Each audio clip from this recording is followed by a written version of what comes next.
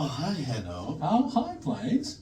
And oh, hi, Chelsea. Hello. Chelsea's back for our third episode. Third episode of the podcast, Chelsea. Did you miss me? Oh, No, absolutely. you did. Yeah, always do. Always will. This makes you the only guest we've ever had that's done 3 episodes. I mean, the only guest we've ever had.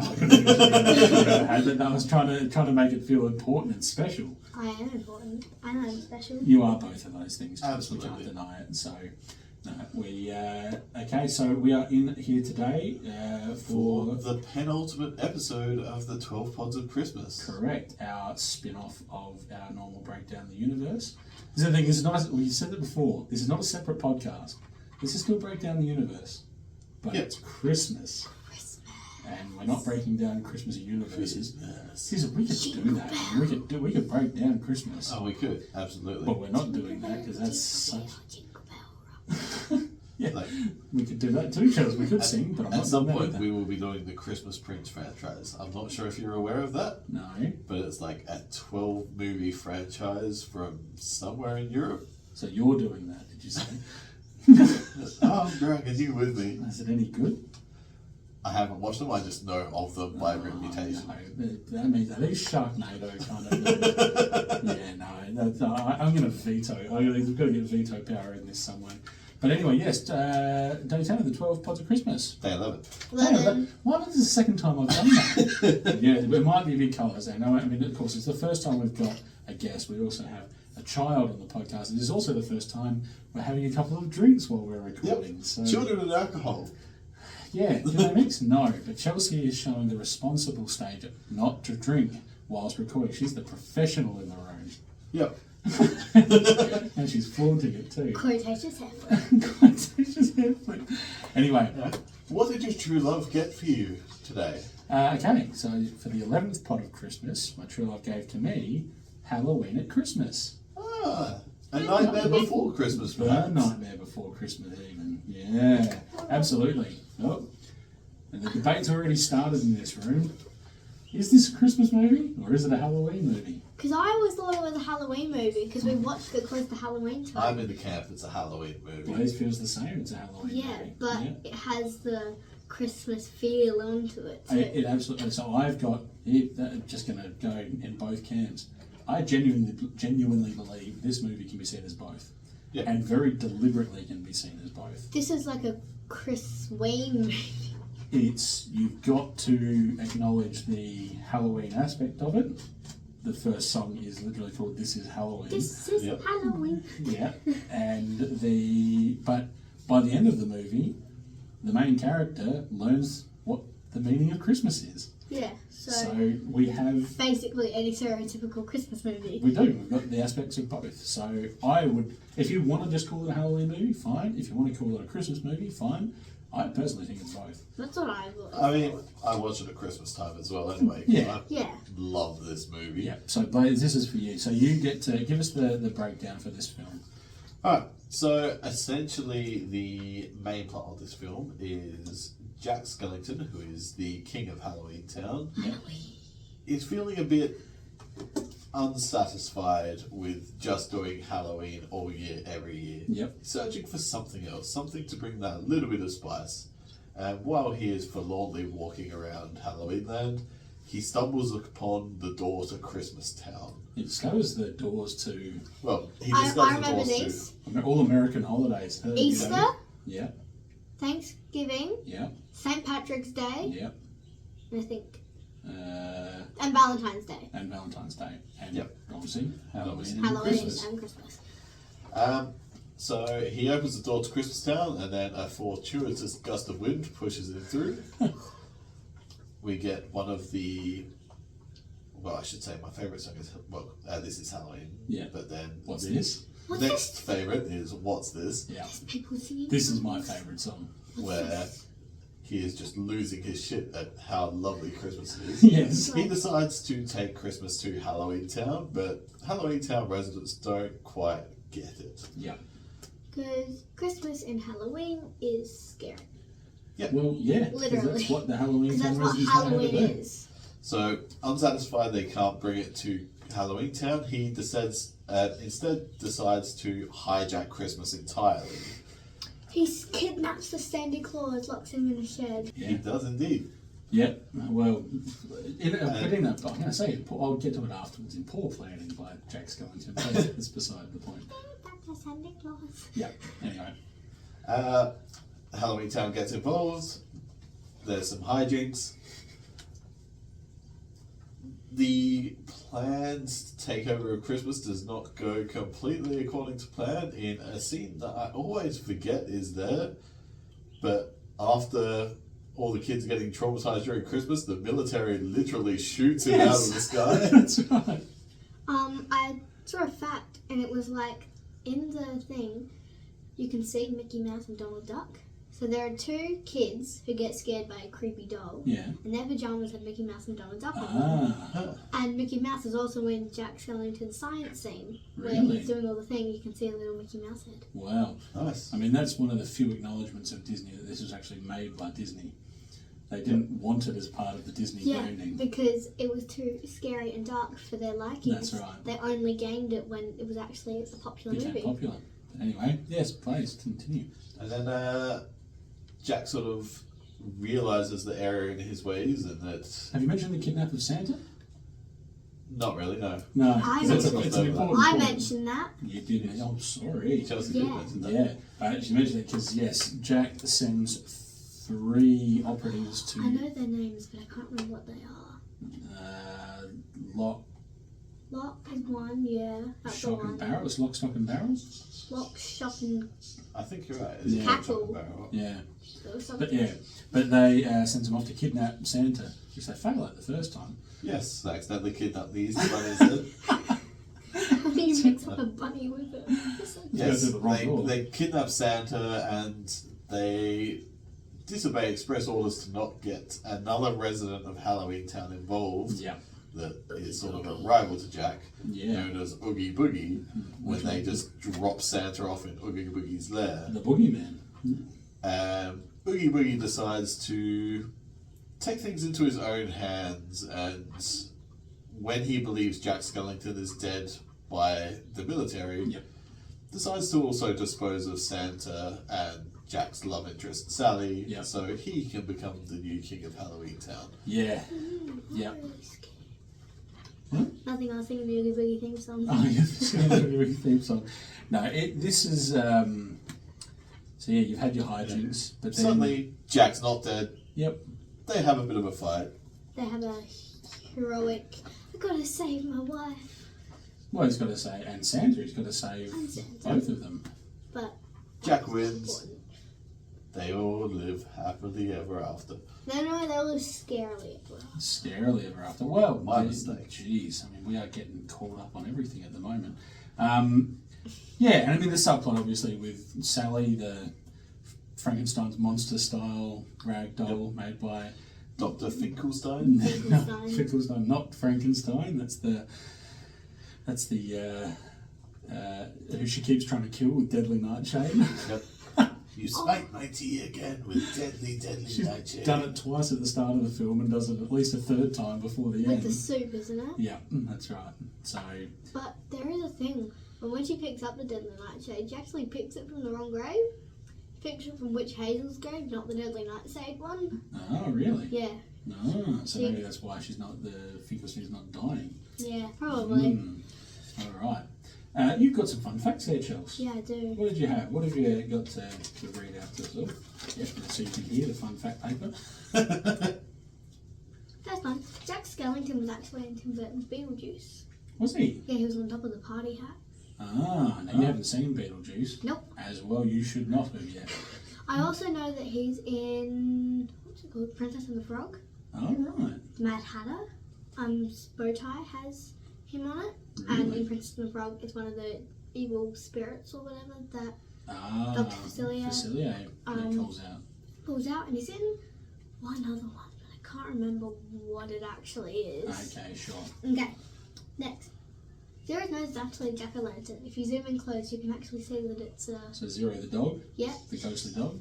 It's a Yep. jack-o'-lantern. All right. Oh yeah, speaking of that, there's actually a massive theory about how Frankenstein, Frankenweenie. Frankenweenie, Yeah. The Corpse Bride, and Nightmare Before Christmas are all similar, All linked. all linked. Yeah. Yep. So it was Frankenweenie and his dog all grew up, and then the dog passed away. And then the Corpse Bride, one of the main characters looked surprisingly exactly like Frankenweenie, and Skeleton Dog, which is supposed to be like Sparky. Yeah. And then Nightmare Before Christmas, there's a theory that Jack Skellington is Frankenweenie or whatever, and Zero is Sparky. There you go. Look Yep. at that. Carried on. Hey, look, she just broke down the universe. She did. Good work, Charles. You got anything else? Couple more? Yeah, I've got quite a few. Mm. Oh yeah, and the stop motion. So the whole movie was in stop motion. Yeah. It was 24 frames a second, so each second was a character being reposed 24 times. Yeah. Yep. And 1 minute of the movie equaled 1 week of filming. Wow. That is a lot of effort. So much effort. And all of the frames together consisted of approximately 110,000 frames. Whoa. What else you got? And Actually, we'll talk about that for a bit. So, Charles, you might not know, in old film stock, when they make a movie, everything's done by, so it's obviously it's individual pictures move through the film. 24 frames is the standard amount. So what they were doing, and what not a lot of stop motion does, stop motion often does it only, I think it's 20 frames a second. Yep. But when they made this movie, they were making it effectively like a high def film, and it shows. I'm sorry, Urban Studios. This is the best stop motion I have ever seen. I don't know, the Lego movie's pretty good. But the Lego movie's digital. Oh, I thought it was stop motion. Yeah. It looks amazing. It flows. Like, you don't have any of the real jankiness you get with a lot of other stop motion. No, absolutely. You can see the sort of stops, but it's like they're moving sort of like this. They built that into the characters of them as well. You know, But Jack this- Skellington's a tall, lanky. But he's not supposed to move super flowy and naturally. No, that's He's right. supposed to move a bit. Yeah, no, I had not watched this movie since I was a kid, but watching it again and now having an appreciation of film and filmmaking, this movie is so brilliantly done. It's incredible. So, what's your next fact after that one, Chuck? I know that Tim Burton didn't actually direct the movie. Yes, it's a common misconception, isn't it? The actual person who directed it was a guy called Henry Stones, who directed Coraline and James and the Giant Peach. There you go. 2 Nightmare Fuel movies. Yeah. Well, especially Coraline. Yeah, Coraline is a nightmare film movie. Absolutely, it is. Yep. It's oh yeah. No. Yeah, Henry Stone, did you say, or Henry Selick? I probably got it wrong. To Yeah, be honest. that's all right. It I was just looking at that. Yeah. You're right, but that's okay. Yeah, and then I think we already discussed it that Disney didn't want to be actually part of the movie because Yeah. it was too dark and too Correct. scary, and they didn't want children really Just- wanting that. No, that's right. It's certainly been a change in that opinion these days. Oh, So they once it wins. Oh yeah, absolutely. made a different company that they would release it, and then after it started gaining publicity, they were like, "Oh, Exactly. I actually want to claim this movie, and now it's a Disney movie." Yeah, absolutely right. No, very good, Charles. Thank you for those. It's good. That's actually more research than we normally do. A lot more. We just do ours from memory normally. Well, Effort. Oh, she's chucked it away. I don't need you anymore. So, I mean, this is, what are we, genre-wise, Blaze, this is for you? Oh. See, I wouldn't say horror, but I wouldn't say. Do we just say it's a Halloween movie? It's. I would more just call it Halloween / Christmas musical. Yeah, it is. And that's the thing I'd forgotten is the musical aspect of Yeah, it. because I honestly, I only remember songs. I don't actually remember it being a musical. No, if is that makes this sense. a movie that's been turned into a Broadway musical yet? I'm not sure. Because I it, don't it think it stuns me if it hasn't been. But yeah, it is very musical. Like, you only get a couple of lines of dialogue before it is straight into another song. Yeah, that's it. Most character development scenes are happening by a song. Like, I think it's Finkelstein and Sally don't sing much in their interactions. But Oogie Boogie is just a sing and dance and... Oh yeah. And Sally sings a lot when she talks to Jack. That's too. true, yeah. No, you're absolutely right. And great music too. And the guy mostly involved is Danny Elfman. He's actually become a very respected composer in Oh Hollywood. yeah, I Yep. don't think I wrote this fact down, but there was somebody who didn't actually do the voice of Jack, but he did the singing voice That's of Jack. Danny Elfman. So Yeah. Danny Elfman did the singing voice of Jack. The voice of Jack was done by Chris Sarandon, who is in one of my favourite movies of all time. He plays Prince Humperdinck in The Princess Bride. See, And then he was also... Oh, sorry, Chelsea. I didn't really like The Princess Bride. It didn't really catch on to me. I know, and we've got to have discussions about that. We'll fix that. I That's all right. like The Princess Diaries and Enchanted Ella one. Yeah, but because you will learn to like The Princess Bride. That's not a threat. Just what's going to happen. Chris Sarandon, Catherine O'Hara as Sally. You got Paul Rubens in it. You just it's not a lot of voices, and not a lot required for this movie. Yeah. In terms of actual important characters, there's not too many. But I was just going to say, so Santa gets kidnapped, by the three little stooges of... Santa Claus. Yeah. Jack doesn't want Oogie Boogie involved, No. but he sends the three people most commonly affiliated Yeah, with I Oogie know. Boogie Because those to go and three, do this job. are literally his henchmen. Correct. Yeah. Yeah. I mean, if you're talking about poor decision making of a character, But, I mean, they are the ones that have the skill set to get it done. this is true. And the other ones would be too busy helping out Jack to do. Surely he can send someone. Yeah. You got witches and vampires. He's got all that werewolves and all that sort of gear. Surely one of them can do it. But the only other thing is those three would probably be the most innocent. Because if a werewolf showed up to your house, you'd be like. Good point. But if three little kids showed up to your house, you'd be like, oh, and then. Oh, well, good. Yeah, she's been put back in my place again. Well, And, three little kids randomly showed up to my house outside of Halloween. yeah, There'd be wasn't- suspicions. but also wearing those creepy masks that they wear. But at the same, no, they're not really masks though. The only one that actually wears a mask is. No, they all do it very They all easily. wear No, masks. but the only one that actually wears a mask is Lot because the other two look the exact same as their masks. But they're putting on masks. True. Okay. And then back in your place. So, Yeah. Oh! yeah, got that 10-year-old. No, so this one's starting to go for a bit long, but this is good because we got our extra fun facts, so I don't think there's a problem with that. And these we never had a set time we were going to do for these, and some of them, the next one I believe is going to go longer as well, so we'll leave it What's there. next on Die Hard? Well, that's going to be announced Die later, but you're absolutely right. We are doing Die Hard. So I'm giving it thumbs up for Christmas film. 100%. Yep. I would say give it a thumbs up for a Christmas film, but also be free to watch it any other time of the year Yeah. because it's not just a Christmas movie. Yep, I agree. But I would absolutely say have it on your Christmas playlist Yep. and on your Halloween playlist. Yep, done. Just watch it. Just watch it. Just watch it. Yep, Doesn't matter when. Just do it. good call, Chelsea. All right, well, thank you very much, everyone, for being here. Thank you, Chelsea, for once again appearing. It's lovely of you to be here. I know. Oh, God. Oh, she's, so humble. And Blaze, thank you again for being here. Cheers, Hannah. And as Chelsea did spoil before, we, on our last and 12th day, 12th pod of Christmas, we'll be discussing The Hard. the German Hard. That's right, Die Hard. And, Day of Christmas, my true love sent to me. yeah.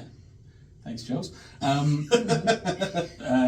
We will be having a good chat about obviously Die Hard and its status as a Christmas movie. I think that's going to be the key thing. So anyway, thanks again, both of you, for being here, and we will catch you next time.